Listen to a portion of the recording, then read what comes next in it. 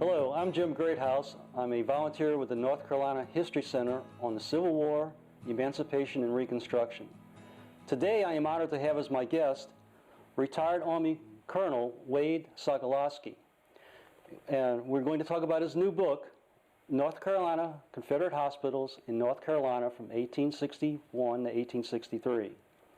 And it's volume 1. Wade, I am very happy that you came and are taking the time here to talk to us about this. I've enjoyed your first 2 books, and when this one came out, I was like, a little different, but I have to read it. But thank you very much for coming today. Well, I'm glad to be here. Thanks for all y'all do. Thank you. But before we get into the book, can you give us a little background on you, on who you are, and what got you interested in the American Civil War, which is a very pivotal period in our history? Yes. Well, I was born and raised in Beaufort, North Carolina. Wound up going to East Carolina, where I graduated. I was in ROTC at ECU, and wound up subsequently doing 25 years of active duty service. But being from Beaufort, my mother's maiden name is Wade, which is early colonial surname in Carteret County. She had a great uncle that was a Confederate artilleryman at Fort Macon during the Battle of Fort Macon in 1862. And kind of weird, ironically here, is the fact that my father was in the U.S. Army in World War II, the Coastal Artillery, and he was stationed at Fort Macon right after Pearl Harbor. So that's how the Sokolosky name makes it to Carteret County. Met my mom at a USO show, and Dad goes off and does World War II. But that sparked my interest in history, especially as a young boy and young man growing up. My dad was a voracious reader. I would always go with him to the public library and just get into the history section. So I had that touch of Civil War, but when it really took off when I wound up on active duty out at Fort Campbell, a good friend of mine in the battalion, we used to hit all the battlefields, Murfreesboro, Fort Donelson, Shiloh. We went to all of them in that general area. And I always had to listen to, he's from Southern Illinois, my good friend was, so I had to listen to about this guy named Uncle Billy Sherman. So that kind of got me interested, and then of course I studied under Dr. Glenn Robinson at the Commanding General Staff College out at Fort Leavenworth. Glenn is known for The Back Door to Richmond, one of his publications, as well as being one of the foremost historians on the Battle of Chickamauga. So that kind of started it. My thesis was on Sherman's logistics, and then it just rolled one thing after the other. I had some great mentors along the way. Dr. Mark Bradley, who many here in North Carolina consider him the grandfather of the Carolinas campaign of 1865. Eric Wittenberg, another well-known Civil War author and historian. Also had a publishing business. He's the one who got me started. A lot of mentoring there. And so after every project, those gentlemen are like, well, what are you going to do next, Wade? What are you going to do next? So the first was favorable to Aversboro, and then it was the Battle of Wise's Fork. And then, so I'm very 1865 focused. So obviously, what is the hole in that history that we haven't really delved into? And I asked myself the question, what happened to all the wounded? You know, 4 major battles fought here in March of '65 in a very brief 2-week period. Aversboro, Monroe Crossroads, Wise Fork, and then ultimately Bentonville. But what happened to all those wounded? So I figured I would focus on that, once again, with just a strictly 1865 focus. And as I researched it, I realized that a lot of these soldiers that were wounded here in March of '65 were actually, they wound up being admitted to hospitals that were established in late '61, early '62, time period of the war. So I felt like I had to tell the story about that hospital at least. Well, there's nothing out there, Jim. I mean, I went to the center of gravity of all libraries in North Carolina for historians. I went to the state archives and the state library there. There was not one book on North Carolina Civil War hospitals. I don't care whether you're talking Union or Confederate, because there is a number of Union hospitals as well. So I said, it's an interesting story, and it's one that needs to be filled. So that's why I kind of went off in the hospital direction versus what I typically do, talking battles and campaigns. That's very good. So once again, say the name of the book. The book is The North Carolina's Confederate Hospitals, 1861 to 1863, Volume 1. As a public historian, Chapter 2 really caught my interest. The numbers of pictures you had, the personal stories, the narratives, all this brought the history to life for me. And also in this section you talk about the different people, what their jobs were, what their staffs were, you know, titles. And that really helped as a historian and as mainly a Civil War historian too at times. I understand the history, I know the generals, the battles, but what's a steward, what, I know what a nurse is, but Sure. all these titles helped me understand the book later on. So my second question for you is this kind of deep digging or falling down rabbit holes in discovering the story something that interests you? Well, I'll tell you, Jim, it's interesting you mentioned chapter 2 as being your favorite, because honestly that was probably my roughest chapter when it come to writing, because it took me out of my comfort zone. Mm-hmm. I'm not talking about the generals and moving regiments and brigades and divisions at Bentonville or Avery'sboro. I mean, I'm really delving into the day-to-day operations of a hospital that covers male and female, white and black, free and enslaved. So it was really off a different tangent for me, and so it forced me to do a lot of research and learning on my part. But you're absolutely correct. One of the problems with researching these early hospitals in North Carolina, for example, on the front cover, this is the Branch General Hospital in New Bern. This building still stands today, but it was established in mid-January '62, and who shows up early on in March of '62? Brigadier General Ambrose Burnside in the federal invasion of eastern North Carolina. So that hospital only existed for a very brief period, and the records are gone. Okay. Wow. Whereas some of these hospitals that were like some of the ones in Raleigh and down in Wilmington who had very long existence, those records, those muster rolls, patient registries, those exist in the National Archives. But when it comes to delving into some of the individual people that worked in these hospitals, that was a difficult research challenge.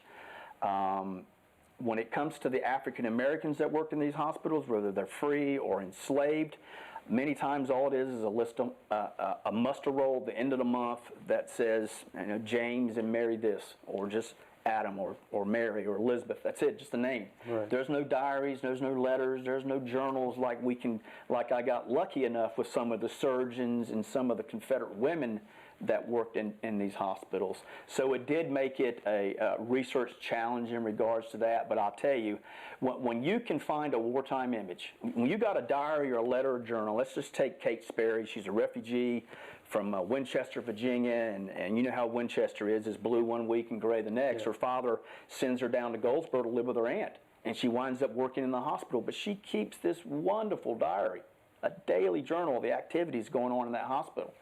And the beauty of it is there's that wartime image of her that goes with it. So when you're reading her diary, there's her face. Yep. And you can just picture it. And that's very rewarding to me, because I love the research. Mm-hmm. The research hunt, like you say, going down a rabbit hole, trust me, some of these surgeons, because the Confederate Medical Department records were burned in April of '65 with Richmond. Okay. So a lot of these surgeons, a lot of the stuff written and published by the Surgeon General, Preston Moore, gone. But duplicate copies were made and put in the Adjutant General records. So I may find something under a service records folder, serviceman's folder record for that surgeon. That document's lost in the medical department, but it's still in his service record. So you're right. You're chasing a rabbit down a hole, but I truly enjoyed that piece. It is one of the things I enjoy doing too. But it's that aspect of your book that really is so close to the heart of the mission of our History Center here. It's telling the story, not only from the top down at times, but also from the bottom up. You get to learn and hear about people that you never would have heard of, and mm-hmm. Your book does that. So, question 3, and I think you answered it somewhat already. Did you find a greater understanding of the deep personal impact of the Civil War on the individuals involved? I mean, a lot of times the letters you get from soldiers, they talk about it a little bit. They don't talk about the bad stuff mm-hmm. at times. But overall, with a hospital setting, did you find a deeper impact on the personal side of the lives of the people?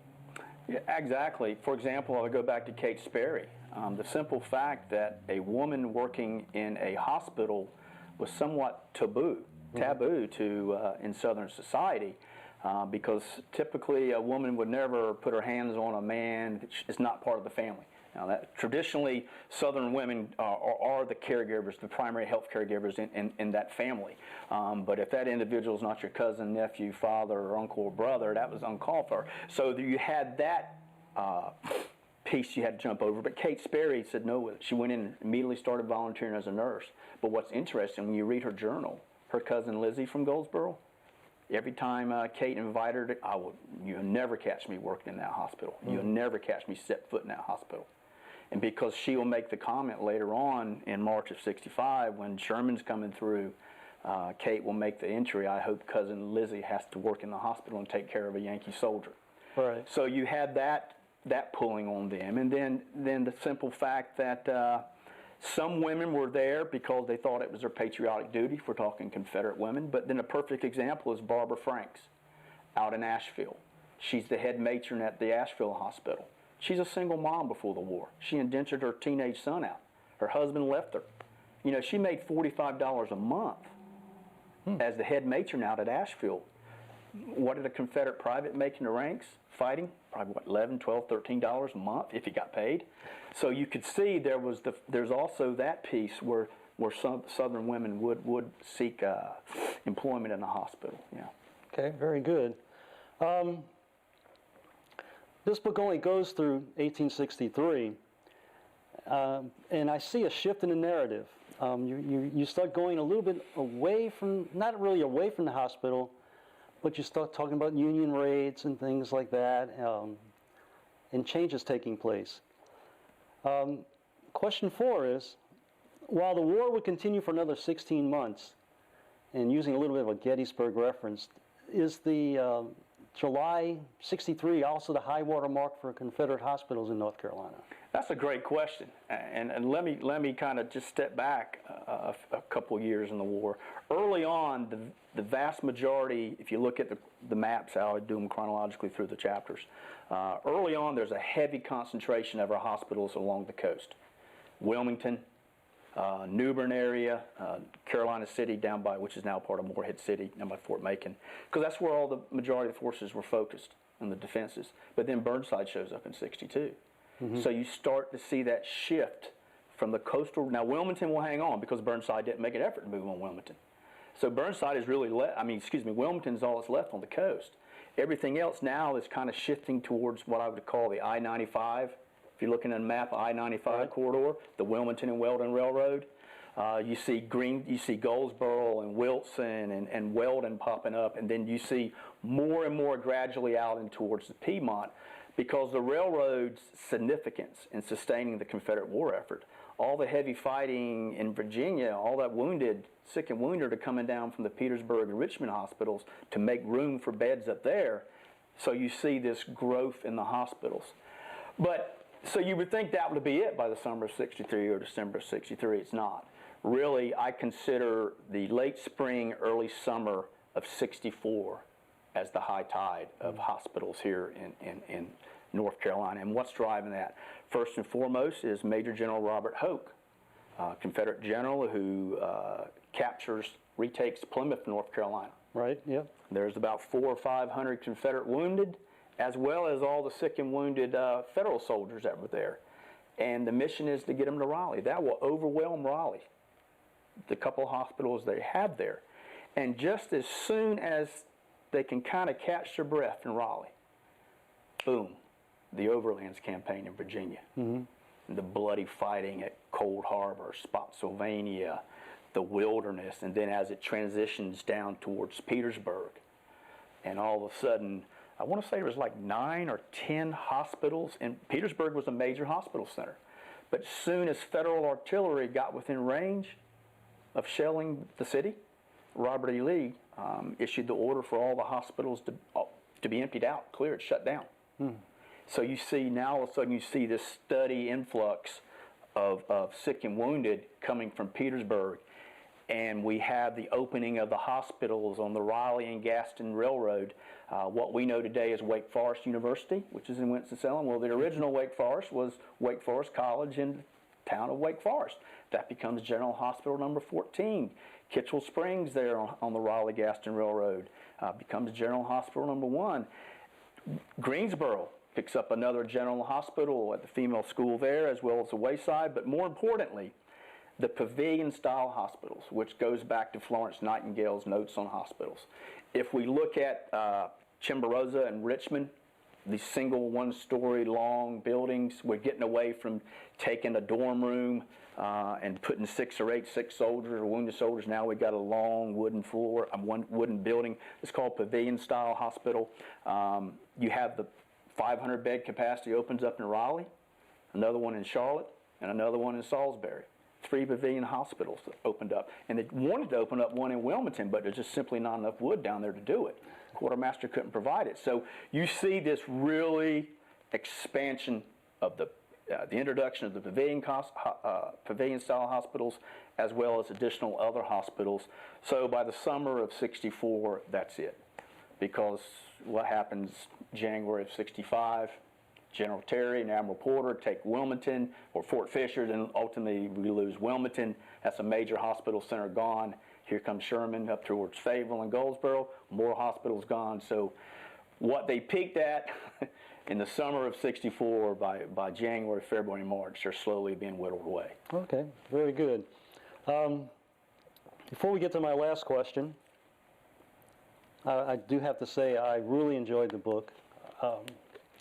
It opened my eyes to an area that I had never read anything about before. Obviously, like most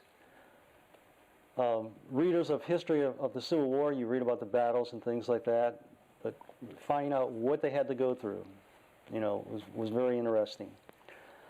That leads into my last question. This was Volume 1. Mm-hmm. When do we get to see Volume 2?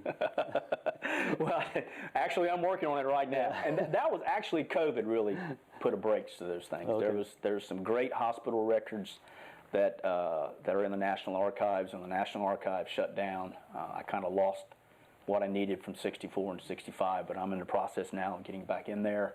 We're looking at November 2024, November, December time period, because that's the 160th anniversary of Fort Fisher, the fall of Wilmington, Sherman coming through. I mean, so that's a pretty titanic event. You got Stoneman's raid out west, so right. There's a lot going on. So my goal is the 160th anniversary. I'll be doing talks and sounds great signs then. So I look forward to that.